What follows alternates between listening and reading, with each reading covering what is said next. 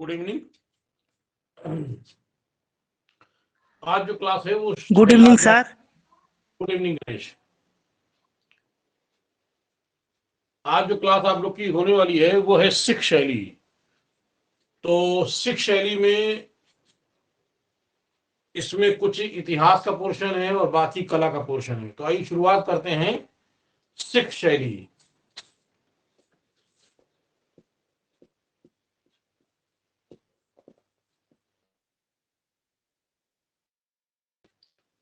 बात करते हैं हम लोग सिख शैली। जब सिखों की बात आती है तो ये कहा जाता है कि सिख के गुरु कितने हैं और इनका क्षेत्र में कौन सा है। तो सबसे पहले आप ये जान लें, सिखों का जो मूल स्थान है, इनका मूल स्थान वो है पंजाब। ठीक है, वो क्या है? पंजाब।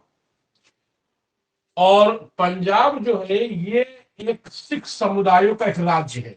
इसका है सिख समुदायों का एक राज्य है।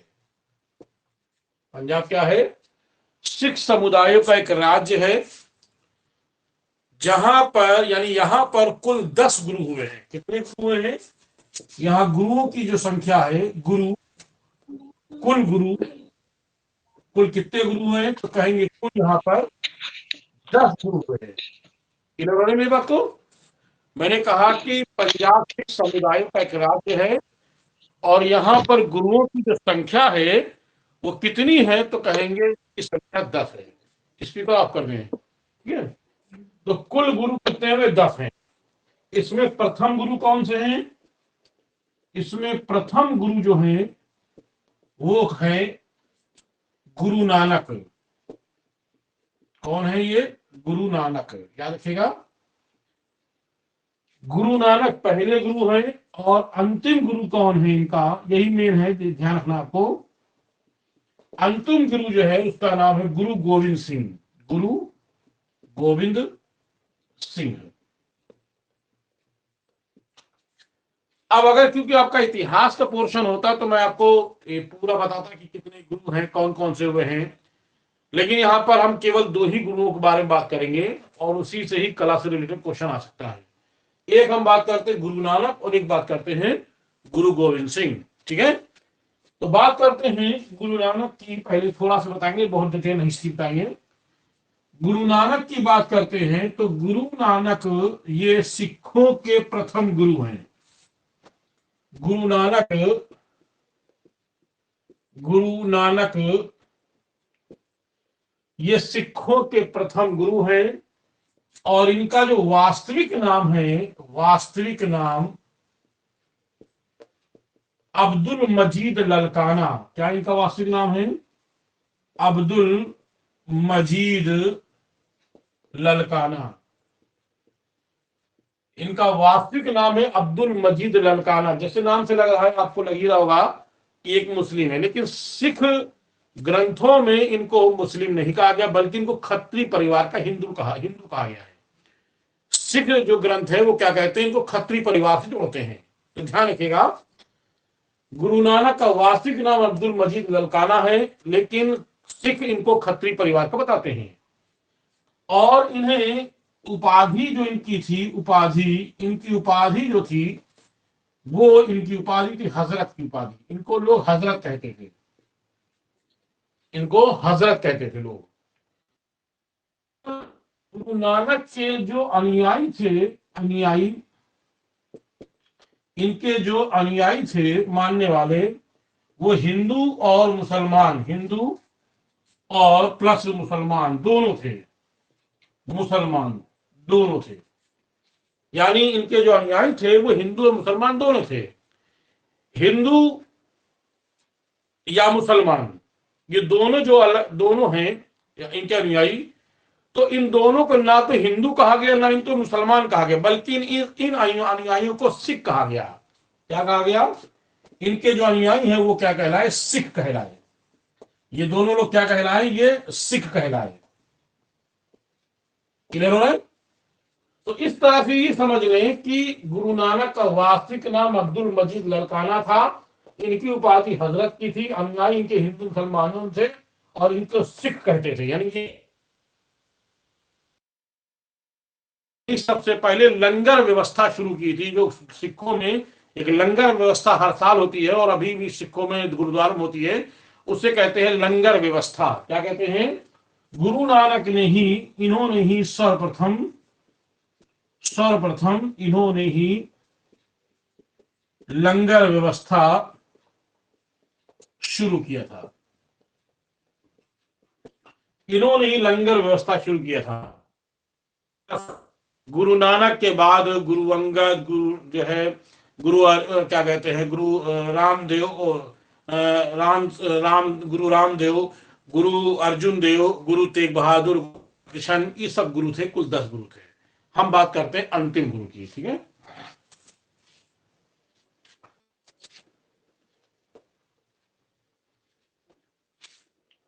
अंतिम गुरु।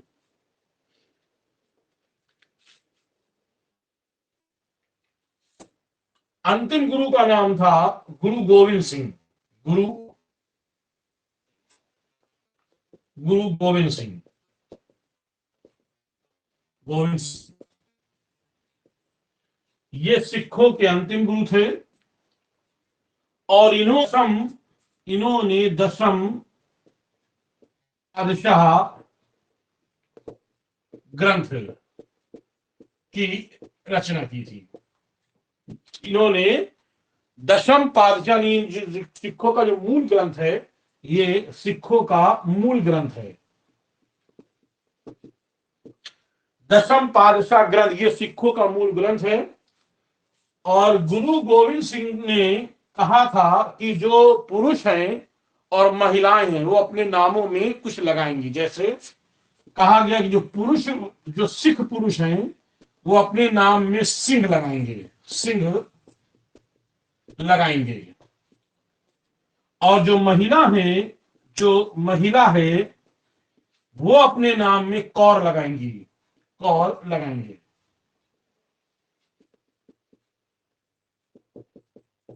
यानी इन्होंने ये कह दिया। अब जैसे सिखों में क्या नाम होता है, सिखों में जैसे रणजीत सिंह, रणजीत सिंह या रंजीत सिंह, उसी में अगर लग गया कौर तो रंजीत कौर।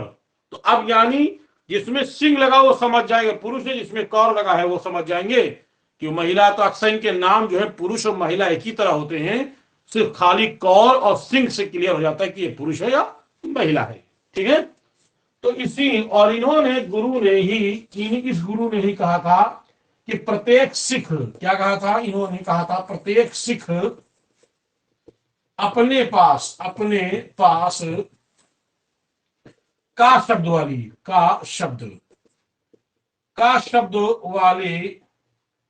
वाले 5 वस्तुएं रखेंगे। ये बात किसने कही? ये बात गुरु गोविंद सिंह ने कहा कि जो सिख हैं वो अपने पास 5 का शब्द वाली 5 वस्तुएं रखेंगे। कौन कौन से रखेंगे? इन्होंने कहा सबसे पहला तो वो केश, यानी सिर के जो बाल होते हैं या दाढ़ी के, तो क्या रखेंगे? केश। दूसरा है, केश में क्या होता है? हम पगड़ी बांधते हैं तो कहेंगे पगड़ी, सॉरी कच्छा बोलते हैं, पगड़ी बोलते कच्छा।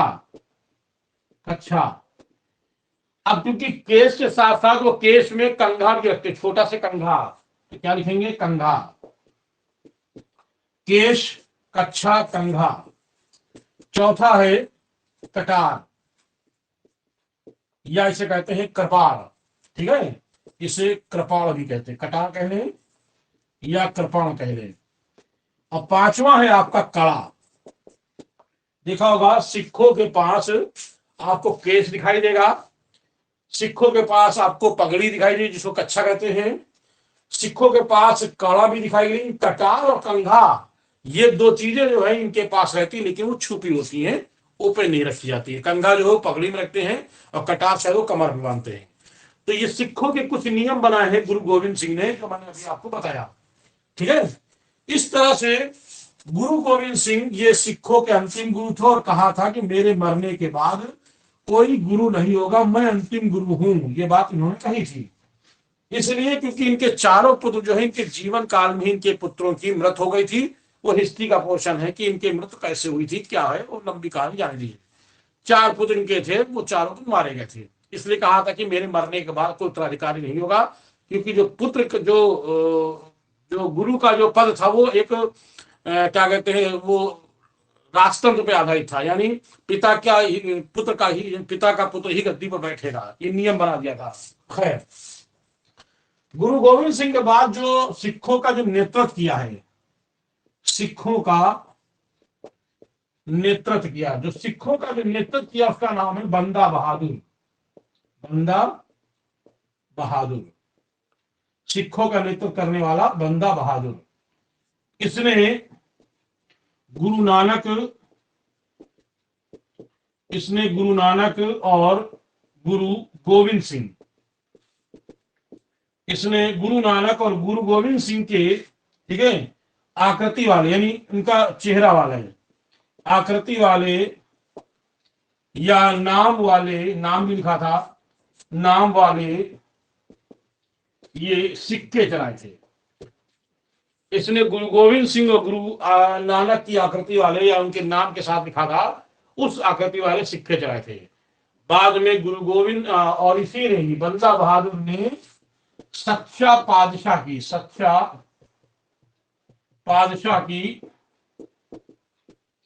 उपाधि धारण की थी।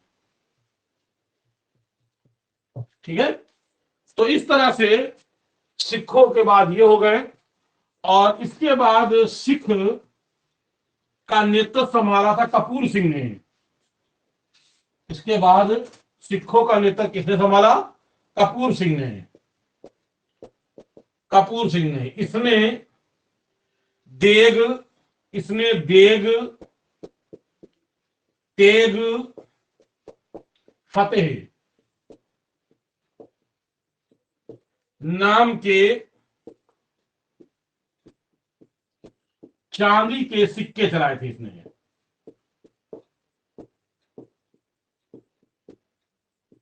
चलाए थे देग तेग फतेह, इस नाम के इसने सिक्के चलाए थे। उसका नाम था कपूर सिंह।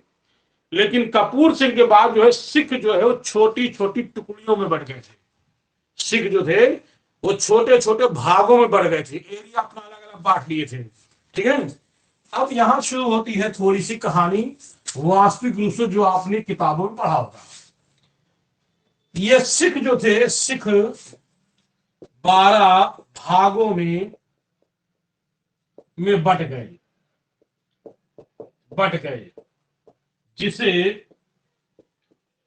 जिसे मिसल कहा जाता है। क्या कहते हैं इसको? मिसल कहा जाता है। यानी सिख जो है वो 12 मिसलों में बढ़ गए। मिसल मतलब छोटे छोटे टुकड़ों में बढ़ गए, मिसल उनको कहते हैं। तो ऐसे में 12 मिसल तो मैं नहीं बताऊंगा, लेकिन उनमें से सबसे महत्वपूर्ण जो मिसल है, उस मिसल का नाम है शुकर चकिया मिसल। ठीक है, सबसे महत्वपूर्ण मिसल, उस सबसे महत्वपूर्ण मिसल का नाम है शुकर चकिया मिसल। सबसे महत्वपूर्ण मिसल का नाम क्या है? शुकर चकिया मिसल। ध्यान रखिएगा। और इस मिसल का जो संस्थापक था उसका नाम था बुद्ध सिंह। इसका संस्थापक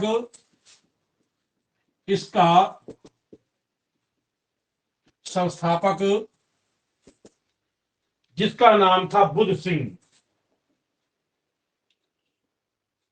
चरत सिंह। इसका संस्थापक चरत सिंह था। ठीक है, लेकिन सबसे महान शासक इस मिसल का, जिसका नाम था रणजीत सिंह, यानी सबसे जो महान शासक था उसका नाम था रणजीत सिंह। आइए आगे देखते हैं।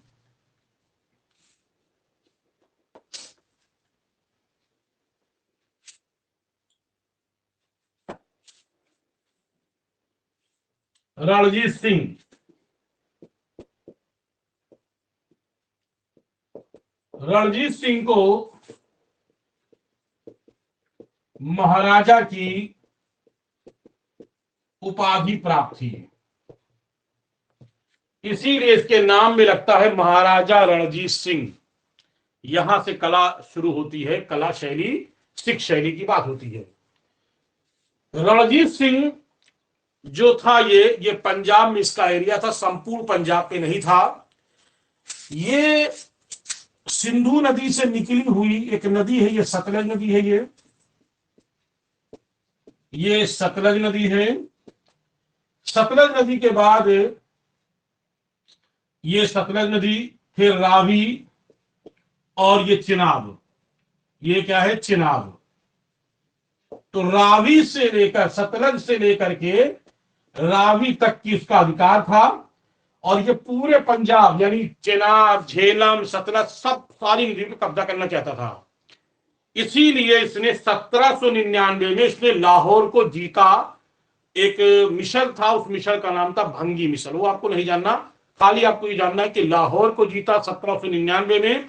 1805 में उसने अमृतसर को जीता था। ठीक है, बस इतना समझना है कि महाराजा रणजीत सिंह ने लाहौर अपनी दो राजधानियां बनाई थी। एक राजधानी इसकी दो थी, एक राजधानी इसकी थी लाहौर, और दूसरी इसकी राजधानी थी अमृतसर। लेकिन इसमें दोनों में क्या खास बात है? पहली बात तो ये समझ लें कि जो राजधानी लाहौर थी, इसको उसने अपनी राजनीतिक राजधानी बनाया। इसको कौन सी राजधानी बनाया? राजनीतिक राजधानी थी ये। और ये राजधानी कैसी थी? ये धार्मिक राजधानी थी। धार्मिक, ये धार्मिक राजधानी थी। तो ऐसे समझ लें कि लाहौर राजनीतिक राजधानी और अमृतसर धार्मिक राजधानी थी। इस तरह से रणजीत सिंह को महाराजा रणजीत सिंह के नाम से जाना जाता है, और वो अपने साम्राज्य का विस्तार कर रहा था। ऐसे में उसने कई पेशावर को जीता, कई इलाकों को जीता, और उनमें से एक क्षेत्र जीता था कांगड़ा। ठीक है, क्या जीता है? किसको? कांगड़ा जीता।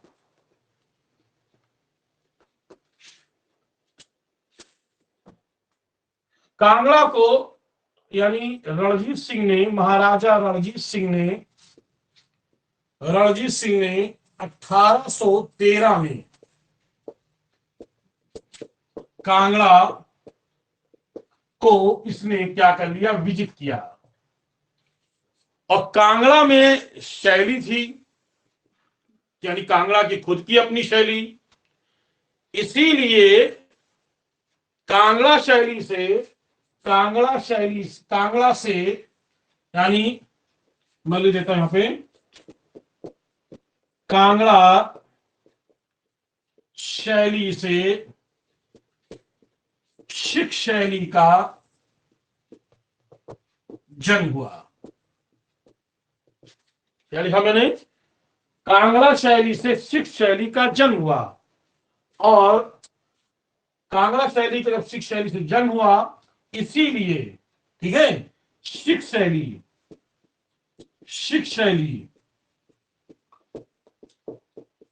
कांगड़ा शैली की दत्तक शैली कहते हैं। क्या लिखा मैंने? इस सिख शैली, कांगड़ा शैली की दत्तक शैली कहते हैं। दत्तक मतलब तो गोद लिया हुआ। दत्तक का मतलब होता है गोद लेना। किसी को गोद ले लेते हैं तो उसे कहते हैं दत्तक पुत्र, यानी किसी के अन्य पुत्र को अपना पुत्र बना लें, उससे कहते हैं दत्तक पुत्र। उसी तरीके से सिख शैली का जो जन्म हुआ है वो कांगड़ा से हुआ है। इसीलिए सिख को यानी कांगड़ा ने सिख को अपने अधिकार में लिया। इसीलिए क्या कहते हैं, कांगड़ा को यानी सिख को कहते हैं कांगड़ा की दत्तक शैली। क्या बोलते हैं इसको, इसको बोलते हैं सिख शैली, कांगड़ा की दत्तक शैली। बिल्कुल सही है, दत्तक शैली। ध्यान रखिएगा, सिख शैली को किसको दत्तक शैली कहते हैं, तो आप क्या कहोगे, कांगड़ा शैली कहते हैं। या पूछा जाए कांगड़ा की दत्तक शैली कौन सी है, तो आप कहोगे सिख शैली है। तो इस तरह से आपको यह समझ में आ गया होगा कि रणजीत सिंह ने अपने जिन जिन क्षेत्रों पर उसका कब्जा था, उसने एक नई शैली को विकसित किया, उसे सिख शैली नाम देते हैं। लेकिन जन्म किससे हुआ है, वो हुआ है कांगड़ा से हुआ है। इसीलिए जब कांगड़ा अधिकार हो गया तो बहुत सारे जो चित्रकार थे वो कांगड़ा से जो है वो सिख राज में आ गए। और बहुत सारे ऐसे भी थे जो गुलेर में रहते थे, वो भी जो है सिख दरबार में आ गए। उन्होंने एक शैली विकसित की जिसे हम कहते हैं सिख शैली। तो कौन कौन से चित्रकार जो गुलेर और कांगड़ा से आए थे, गुलेर और कांगड़ा से आने वाले कलाकार सिख शैली में जिन्होंने काम आकर किया है, ऐसे में गुलेर प्लस कांगड़ा शैली के आने वाले चित्रकार कौन कौन थे, जैसे मूल रूप से यही दो जगह से आए थे, बाकी और स्थानों से भी आए होंगे, जैसे नैनसुख। जैसे कौन है सबसे पहले, निक्का। क्या कहेंगे, निक्का, इसका पुत्र नैनसुख। ठीक है, फिर छाजू, मैं बहुत सारे हैं बता देता हूं कौन कौन से हैं। नैनसुख पुत्र नैनसुख, गोकुल, गोकुल, हरखू, गोकुल, निक्का, नैनसुख, गोकुल, हरखू। इसके अलावा छाजू, छाजू,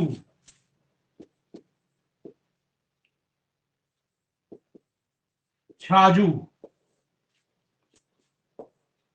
केहर सिंह, सिख चित्रकार है केहर सिंह, अल्लाह बख्श,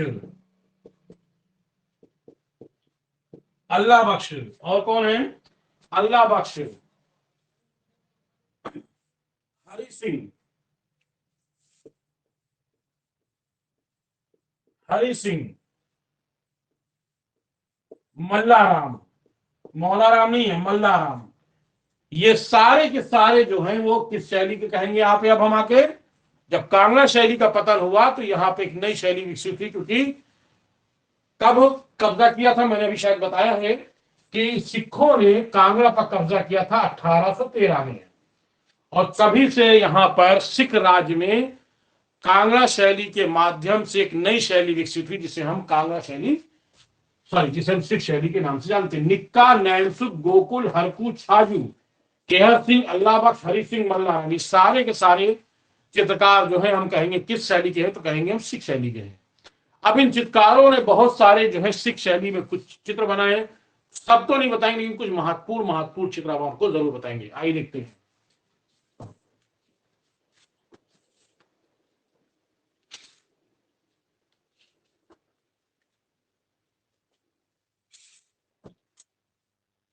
सिख शैली के महत्वपूर्ण चित्र। ठीक, नंबर 1, संगीत जादूगर।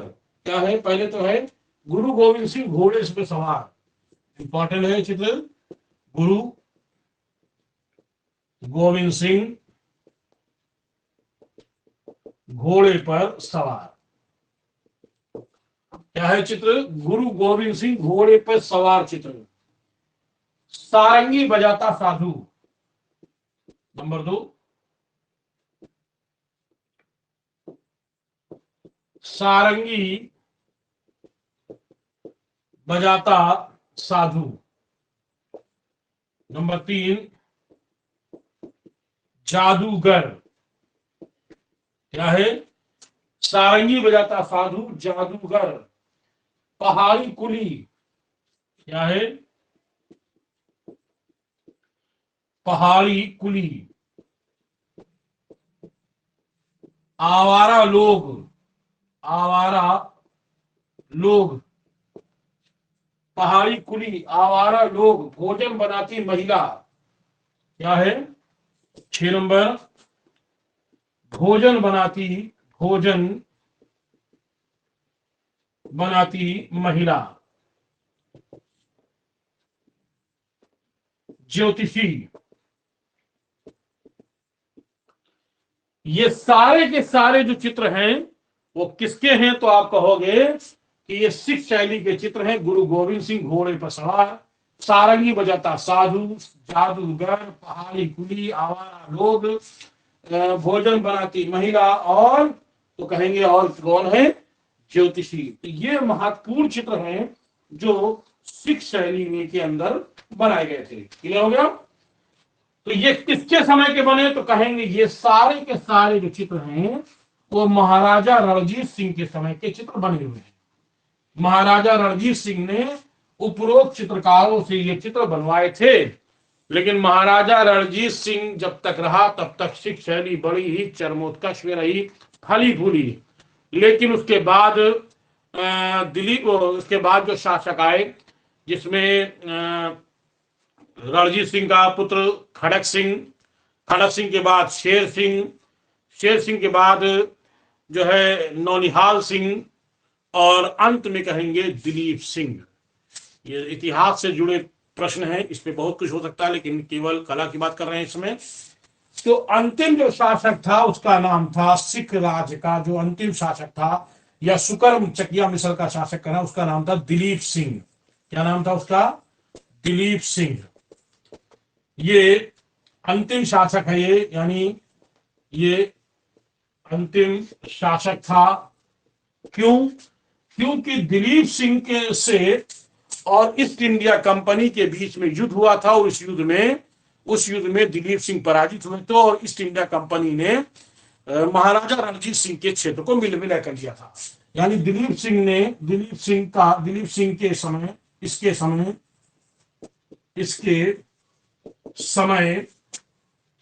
समय अंग्रेजों ने इसके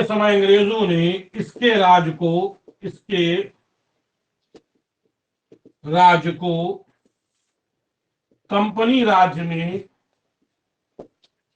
विलय कर लिया था। ठीक है, इसीलिए कंपनी का एक अधिकार हो गया, और इसके बाद जो है ईस्ट इंडिया कंपनी ने जो है क्या कहते हैं, सिख शैली का पतन कर दिया। लेकिन एक बात मैं आपको बता दूं कि सिख राज में प्रारंभ में चित्र नहीं बनते थे, क्योंकि सिखों में यह था कि वो चित्र नहीं बनाएंगे और मूर्तियों की पूजा नहीं करेंगे। यानी सिख राज्य में, सिख संप्रदाय में जो होता है वो मूर्तियां नहीं बनती हैं। बिल्कुल वैसे ही जैसे मुस्लिम कल्चर में एक दफनाते हैं, फिर उन्हीं की तरीके से एक मजार टाइप बना लेते हैं, तो सिखों में भी वही चीज है।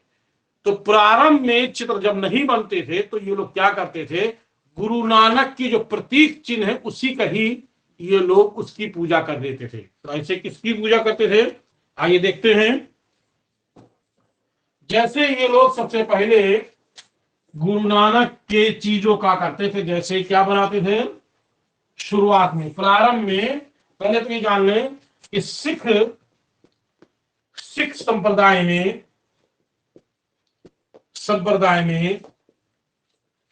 मूर्ति पूजा और चित्रकला, इन दोनों का विरोध हुआ है प्रारंभ में। इन दोनों का प्रारंभ में विरोध हुआ है, ध्यान रखिएगा। क्वेश्चन आएगा सिख संप्रदाय में मूर्ति पूजा होती है, तो कहेंगे नहीं होती है, ठीक, अभी भी नहीं होती है।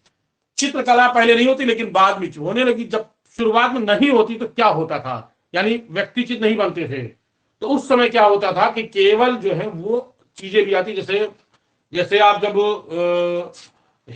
गांधार कला शैली पढ़ोगे तो गांधार कला शैली से पहले जब बुद्ध की मूर्तियां नहीं बनती थी तो बुद्ध के प्रतीक चिन्हों की पूजा की जाती थी, उनको लोग उसको मानते थे। उसी तरह गुरु नानक में क्या क्या चीजें लेते थे, जैसे गुरु के चंद्रमा के समान गोल मुखमंडल, यानी गुरु का गुरु का मुखमंडल किसके समान, किसको बनाते थे, चंद्रमा को बनाते थे, चंद्रमा के समान, यानी चंद्रमा को बना करके ये समझते यही मेरे गुरु हैं, तो चंद्रमा का चित्र बनाते थे लोग।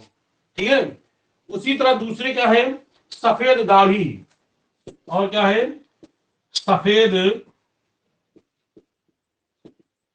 सफेद दाढ़ी, और क्या है, कसा हुआ साफा, जो साफा बांधते हैं उसे कसा हुआ साफा, एक टाइल बांधा गया हो तो क्या कहेंगे उसके, उसे कहेंगे कसा हुआ साफा, कसा हुआ साफा। साफा मतलब पगड़ी, साफा मतलब पगड़ी। तो इन चीजों का पहले प्रारंभ में इनके ही चित्र, यानी हम कह सकते हैं सांकेतिक वस्तुओं का चित्रण किया जाता था। क्लियर हो गया, सांकेतिक चीजों का चित्रण करते थे। ठीक है। लेकिन बाद में सिखों में सबसे ज्यादा जो है व्यक्ति चित्र बनाए गए, जैसे 10 गुरुओं के चित्र बना दिए गए। और अगर क्वेश्चन कभी आ जाए, पूछ लिया जाए कि सबसे छोटा गुरु कौन सा है, छोटा गुरु जो 6 साल का था, चेचक के कारण उसकी मृत्यु हो गई, तो उसका नाम था गुरु किशन सिंह। जो किशन था वो सबसे छोटा था, चेचक के कारण उसकी मृत्यु हो गई थी, तो सबसे छोटा गुरु था किशन सिंह जो 6 साल का था। आइए आगे बात करते हैं गुरुओं का, यानी सिख शैली का प्रमुख, सिख शैली के जो कला केंद्र है कौन कौन से हैं। ठीक है। तो आइए विशेषता में बता देता हूं, पहले विशेषता देखो उसी में बता देता हूं। सबसे पहले विशेषताएं देखिए, नंबर 1, पहला क्या है, सिख शैली में, सिख शैली में सर्वाधिक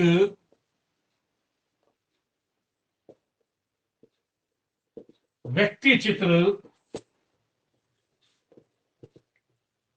बनाए गए हैं। सिख शैली में सर्वाधिक व्यक्ति चित्र बनाए गए, ध्यान रखिएगा। ठीक है। नेक्स्ट, सिख शैली में, सिख शैली में हल्के व चटक रंगों का प्रयोग किया गया, यानी हल्के और चटक दोनों तरह के रंगों का प्रयोग किया। नेक्स्ट, सिख शैली में, सिख शैली में अधिकतर चित्र, अधिकतर कपड़े पर ही, अधिकतर चित्र काहे पर बनते थे, तो आप कहेंगे कपड़े पर ही इनके अधिकतर, और किनारे किनारे बेल,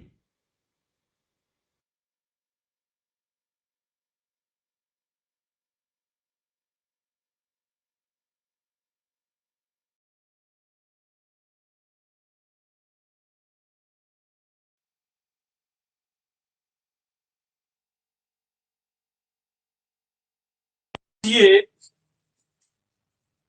अवश्य बनाए जाते थे। इन पर चटक रंगों का प्रयोग किया जाता था, इन पर चटक रंगों का प्रयोग किया जाता था, ध्यान रखिएगा, इन पर चटक रंगों का प्रयोग किया जाता था। अब आइए हम बात करते हैं सिख शैली के प्रमुख केंद्र, सिख सिख शैली के प्रमुख केंद्र कौन कौन थे, जैसे आनंदपुर, जैसे आनंदपुर, कपूरथला, आनंदपुर, कपूरथला, पटियाला, पटियाला, ऊना, अमृतसर, ठीक है, अमृतसर, लाहौर, ये इनके प्रमुख केंद्र थे। ठीक है, एक बार फिर से देख लेते हैं हम। सिख शैली में सर्वाधिक क्या बने हैं? व्यक्ति चित्र बने हैं। हल्के व चटक रंगों का प्रयोग किया जाता था। अधिकतर चित्र कपड़े पर ही बनते थे और किनारे किनारे बेलबूटे लगाए जाते थे। हाशिए अवश्य बनते थे। इन पर चटक रंगों का प्रयोग किया जाता था। इनका प्रमुख केंद्र जो थे आनंदपुर, कपूरथला, पटियाला, ऊना, अमृतसर और लाहौर।